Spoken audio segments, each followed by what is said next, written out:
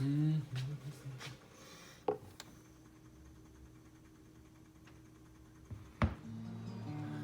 VC, welcome to the Personal Oasis. This is the Blind Island. I'm your host, Isaac, and today we're going to be doing a record review. And this album is probably one very few people have heard of, if many at all. It is a private pressing that I got recently. I showed it off in a Vinyl Finds video from about early last week, I believe. And it's called Tom Griffin Winslow's Inner Octaves. This album is one that has been hitting my turntable very frequently, and I find myself just engrossed in the grooves of this particular record. And I wanted to just share my thoughts, my opinions on it, and why I think that people should be trying to seek this record out. And I hope that someone out there hears this and gets the idea to actually do a proper reissue of this gentleman's music, because it is very fantastic. I picked this record up at a antique mall in Beaver Dam, and I was just intrigued by it, giving a little background information. Because it looked different. Usually private pressings are either an incredible hit or just some of the worst god-awful music I've ever heard.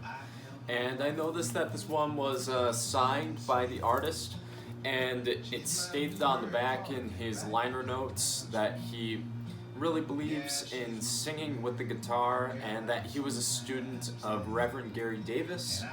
And a lot of the tunes that he chose here were traditionals written by John Hurt, Gary Davis, Blind Blake, and I love that style of blues folk.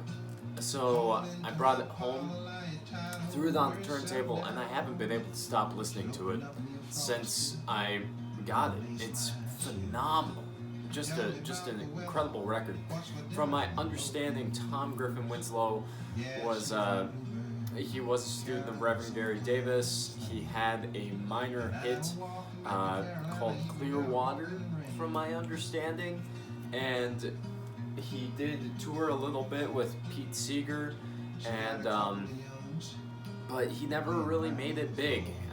As far as he was a little too late to the folk game to be considered a major star, and never had the crossover blues appeal as his mentor, Reverend Gary Davis.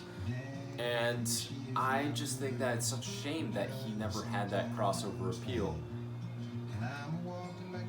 From my research, he passed away in 2010, and a lot of his records can't really be found. There are a couple that are on YouTube from concerts, I think, that he did later in life, but this record, I could barely find any information on it.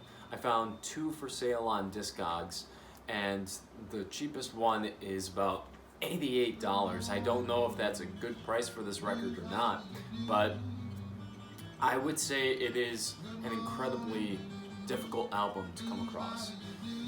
Now, to get into the music itself, for fans of Mississippi John Hurt and Doc Watson, you're going to find an incredible amalgam of sound right here. Basically sounds like those two came together and morphed into one person. It is a crisp, clear recording, and I believe that might have been recorded live in concert, and it says, yeah, a complete concert. I don't know if that was completely live or a complete concert as in it's a concert of songs, but it has this really warm, homespun quality that you just don't hear a lot in music anymore. And it definitely has this almost syrupy tone to his vocals. They just kind of drip down into the grooves of your heart, and you want to just continue to hear more of what this guy has to say. It is very much in the vein of those traditionalists that really brought back the folk revival, And I love this tone, this quality, and the sound. Anyone who is a fan of folk blues is going to really enjoy this record. Now, if I can think of any potential cons, I really can't.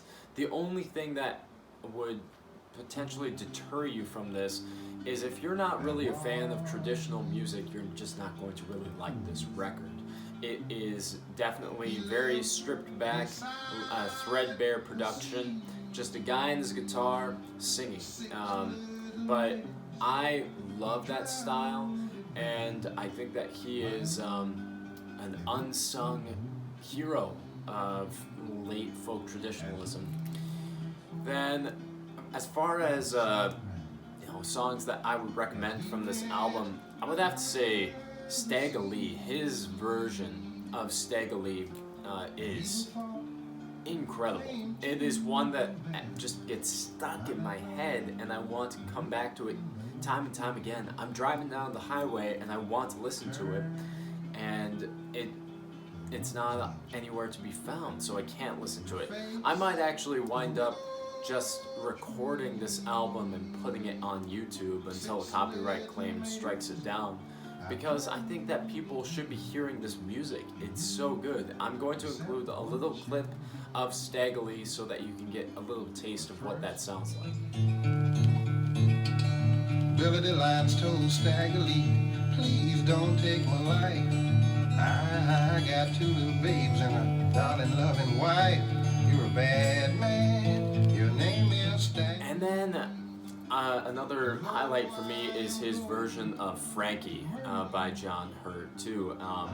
It's one of those songs that it was done by Johnny Cash by the name of Frankie and Johnny, but I really like his downtrodden version of this song. It really is about a guy who is mistreating a woman, and it almost takes the perspective of the woman and why does this person keep on hurting me? Why does he keep on choosing to treat me like trash? And I don't know, there's a lot of empathy in this version that I really enjoy, and that's a quality that's just found throughout this record, is empathy.